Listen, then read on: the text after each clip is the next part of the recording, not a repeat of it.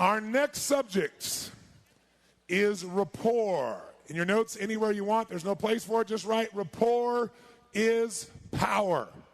Rapport is power. Earlier today we said anything you want to achieve, anything you want to learn, master, experience, there's somebody out there who has a life experience, the understanding, the network, the capital, the thing you need to be able to achieve it. But they're not going to give you what they want, or they're not going to give you what you want, rather, and need, until you first give them what they want and need. And you're not even going to find out what they want and need until you first get in a relationship of rapport. If you don't do that, you're never going to learn anything. Rapport is power. What is a relationship of rapport? Rapport means total responsiveness between people. When someone is totally responding to you, and you're totally responding to them, you're in rapport. There's that connection. It's that spark that happens in certain communications or relationships.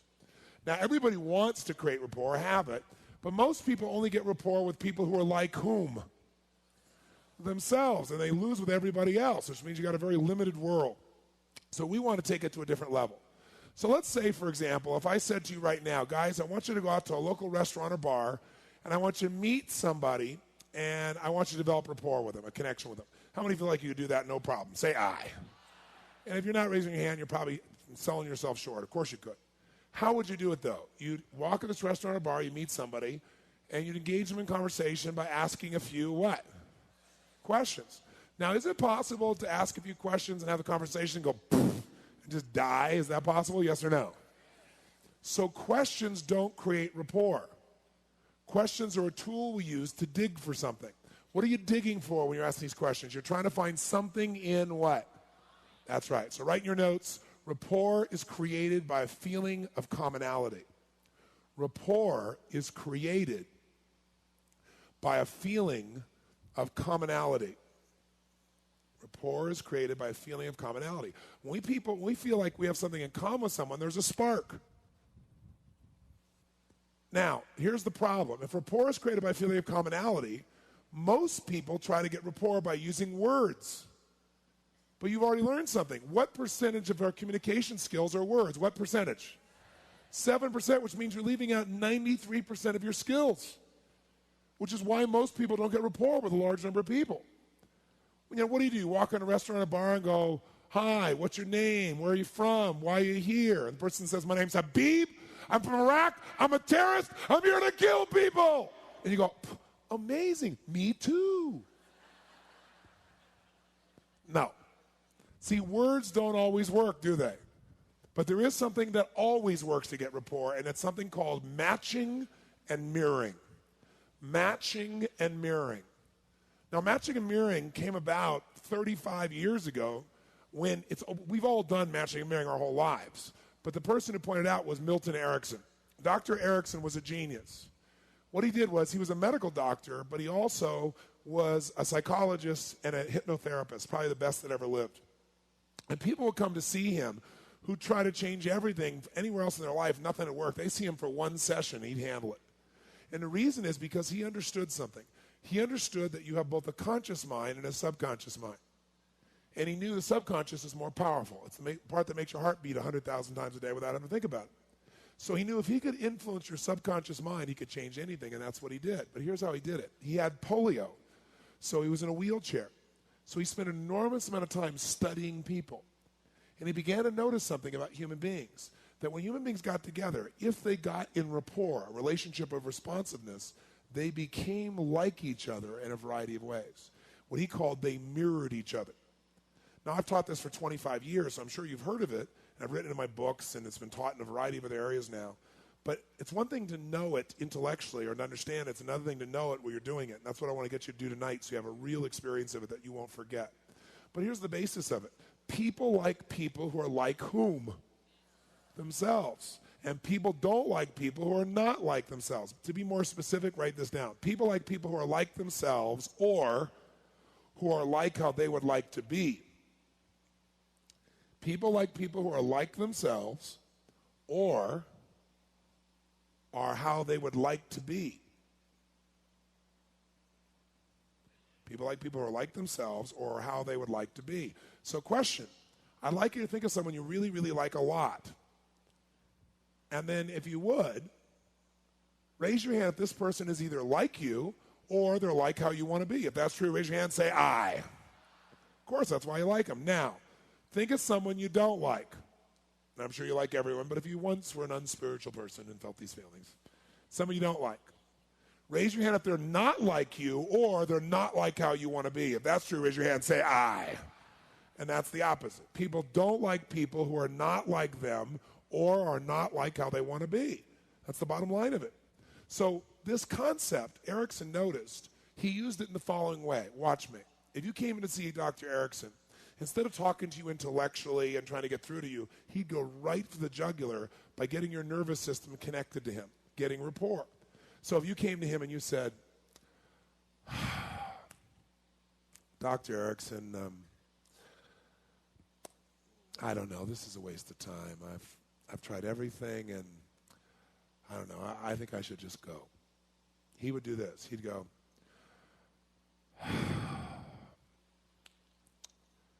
I'm sure it looks that way on the surface, but you haven't tried this, so you haven't tried everything, and I think you should stay. And the person would go, something about this guy I like. You know, he's not over the top, you know what I mean? He's like really real. There's just something about him that feels down home and real to me, right? If you came in to see him and he said, Dr. Erickson, I've tried everything. It's a waste of my time. I'm out of here.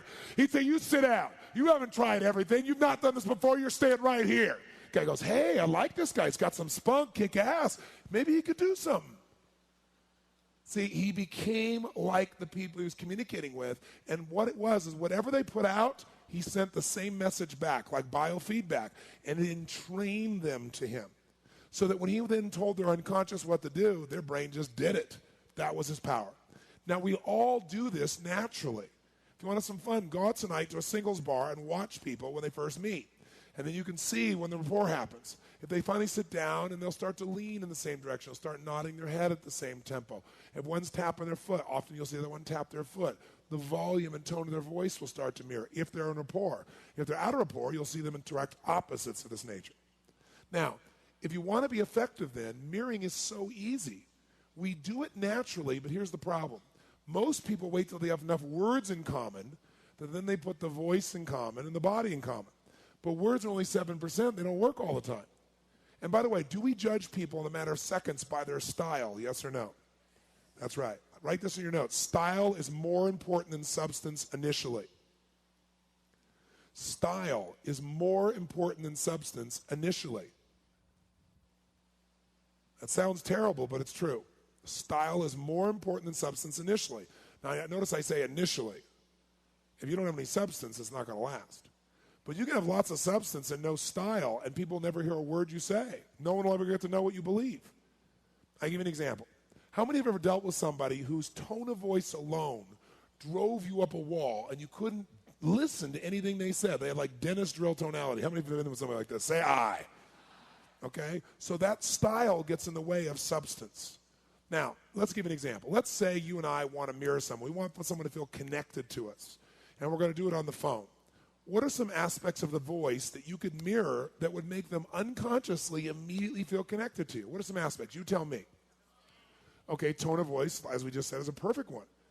Because if you're talking like this, and they're talking like this, and I say, well, I don't know, what do you think? You're not going to feel very comfortable through time. Tone of voice is huge. If you mirror someone's tone of voice, they will feel connected to you and not even know why. What else besides tone of voice could you mirror on the phone?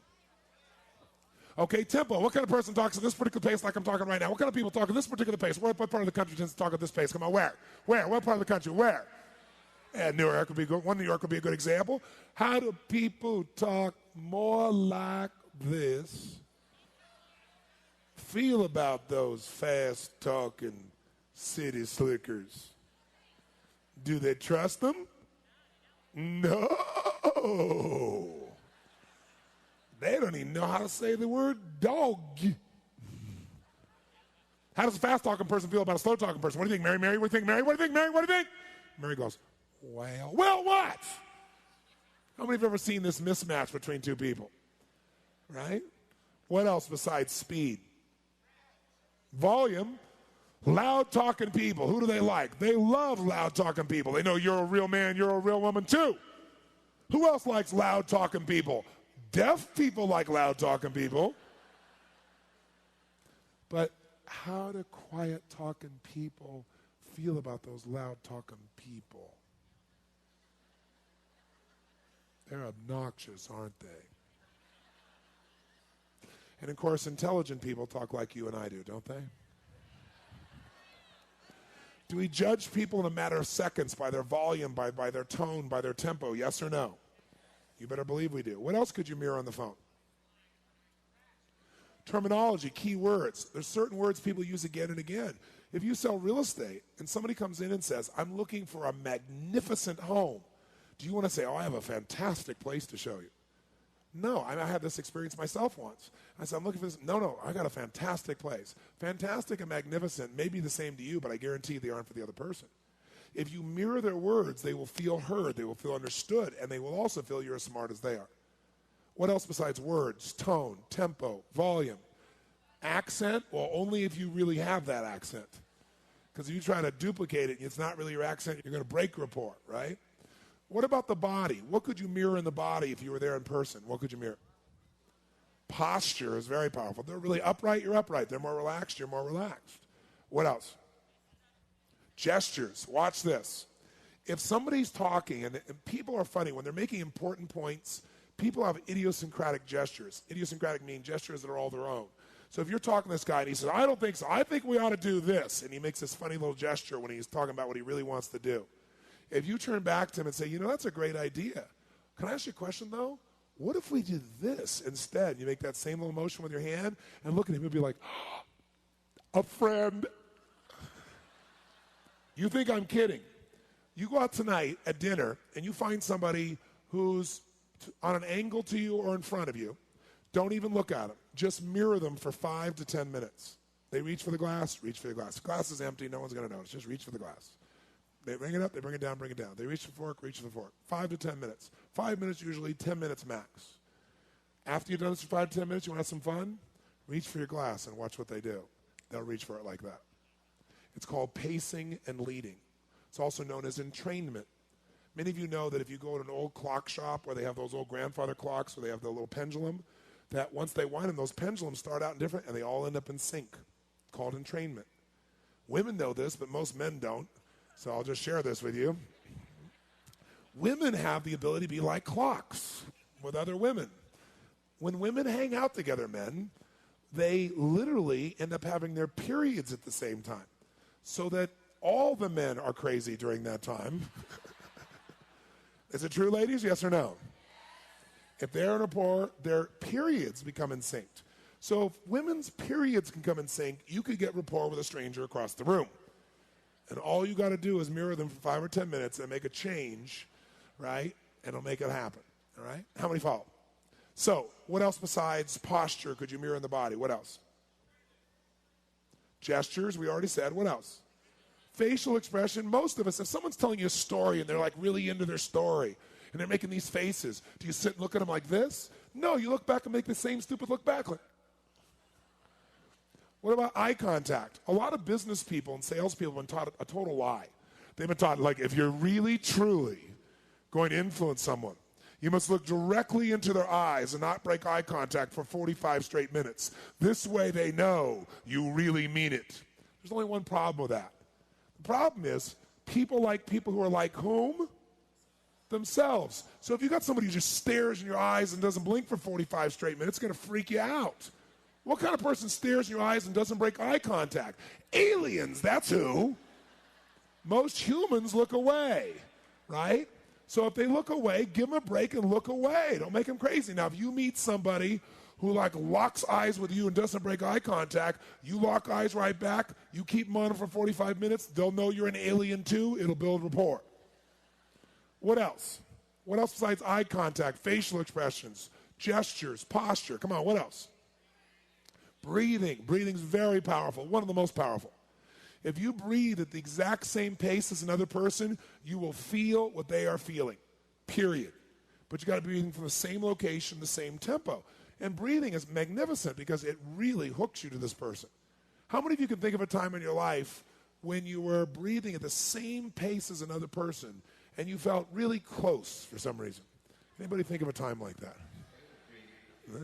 See, I used to do a lot of sexual therapy for couples, and when you help people in this area, you get a practice because people pay anything, they'll fly anywhere to get this part of their life handled.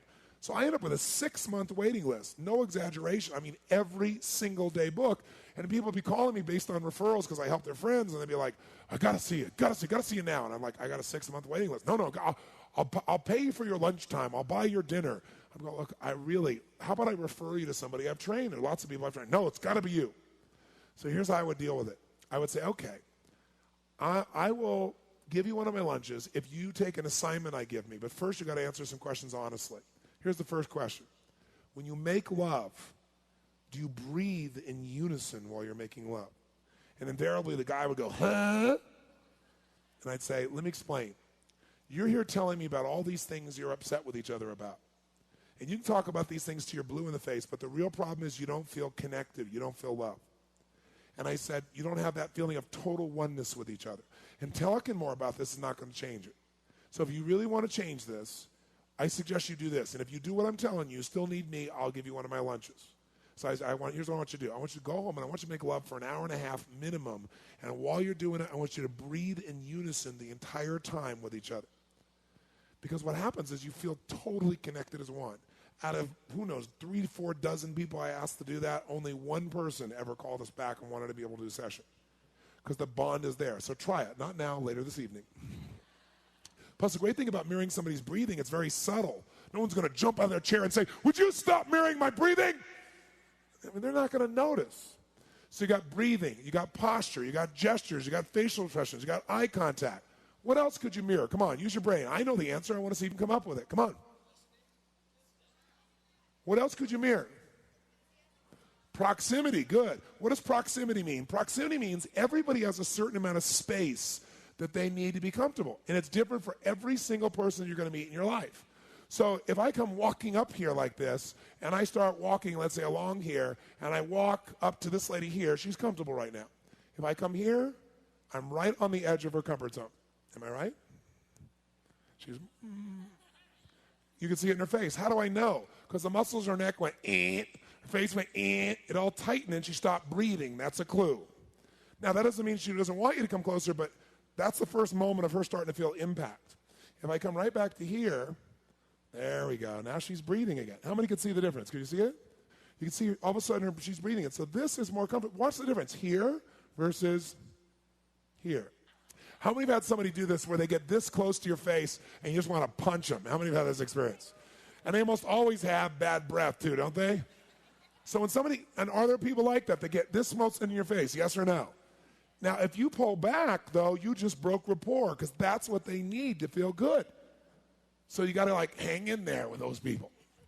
So it's different for every person that you meet. So how do you know? Do you just guess? No, you use your sensory what?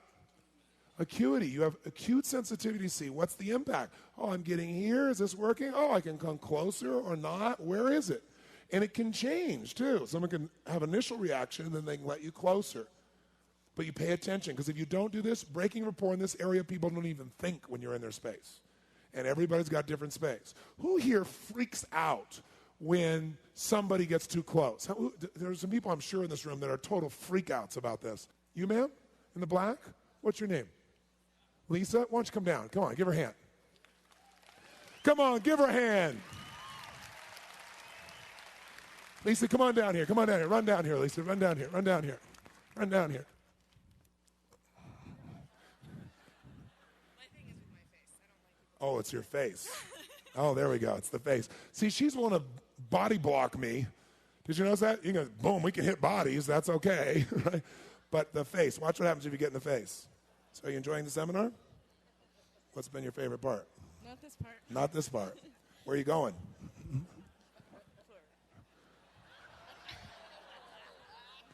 Now, notice when you get too close to her face, did you see that? How many saw that instant reaction? Okay? She not only pulls back, she snaps to the side. Because most people have a force field who have this experience. Hers is more just the face. And if you got closer to her chest or something like that, they'll do one of the things. This kind of person backs off. But most people are more subtle. If you get too close, here's what they do. They start kind of, you'll see them as they're talking to you, they're kind of wavering back and forth. And if you notice, their ass is moving them further and further back from you, right? Or they'll do this. They'll turn sideways. Because what does that do? It creates a sense of space, okay? So everyone's different. Now hers is not the body, and she's kind of being playful now here with this as well. But the face normally is something for her that's an effect. Now she's going different. She says, okay, I'm comfortable with you. Give her a hand. Thank you very much. Now, there's another one that's critically important, and that's touch. Now, you can get more rapport by touching some people than by anything you could ever say. But again, you got to have some sensory acuity. You can't go up and go, he looks like a toucher. Hey, man, I love your hair. Really good. That's really cool. Really good. You do that, you could get killed. But he's a nice man, so he didn't kill me. So what you got to notice how the man shakes hands. Like, he shakes hands. He puts one hand on top of the other. Do you notice this? He reached over. I shook his hand. And immediately, he brings the other hand on top like this. And when he does it, some people, when they shake your hand, they like squeeze it, see if they can break a few of your blood vessels, just to show they're a real man. Other people, they got that fish handshake. But if they fish you, you got to fish them back. Yeah, here we go, fish, right? Because that builds rapport. But in his case, it's like boom, boom, right? And you get more connection and rapport with him with that touch than anything you could ever say. Thank you. So notice, how does a person touch somebody? Like even it's in business. Notice how the businesswoman or man touches their assistant in a non-sexual way. And just notice, if they come along and he comes by here and he goes, thanks a lot, Tony, and hits me like this, 3 times on the shoulder. And I come back and I say, thank you, John. I'll get more rapport by that touch than by anything that I could say to him. So touch and proximity are huge, huge. Now you might say, well, this is interesting, Tony, but what are you suggesting?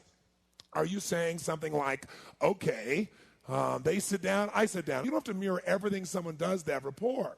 It's not like they lift their leg, you lift your leg, they lean forward, you lean forward, they sit back, you sit back. You don't have to do that, although believe it or not, you can do it a lot and people not even notice. But for example, you can get rapport just with the leg position and maybe the tone of voice, because physiology is 55% of communication. If you're sitting there, let's say you cross your leg like this. Can I cross my leg like this while we're talking? Yes or no? It'll feel comfortable to you. So you start bouncing your foot like this, back and forth. Can I bounce my foot at the same tempo? If I do, you'll feel totally connected to me. If we do it at the same tempo. And by the way, I can do this for a while, and then if I don't like it, I can slow it down, and you'll slow yours down. That's pacing and leading again. But if you do this, if they cross their leg and now they go uncross, you don't have to uncross the moment they uncross. Wait till you go to say something and say, you know what? Because when you go to speak, speaking requires a change of physiology, and no one will ever notice what you're doing. Right? It's very unique. Now, it is true if, they lean forward. Are you saying, well, right, they lean forward, I lean forward. They lean back, I lean back. They cross their leg, I cross my leg. They pick their nose, I pick my nose. Exactly. No, you don't have to do everything. And if you start going like this, when they're mirroring, you start going, after about 20 minutes, they're going, what's wrong with you? But you'd be surprised. You can mirror people and be mirroring almost everything they're doing, and they rarely, if ever, notice it, right?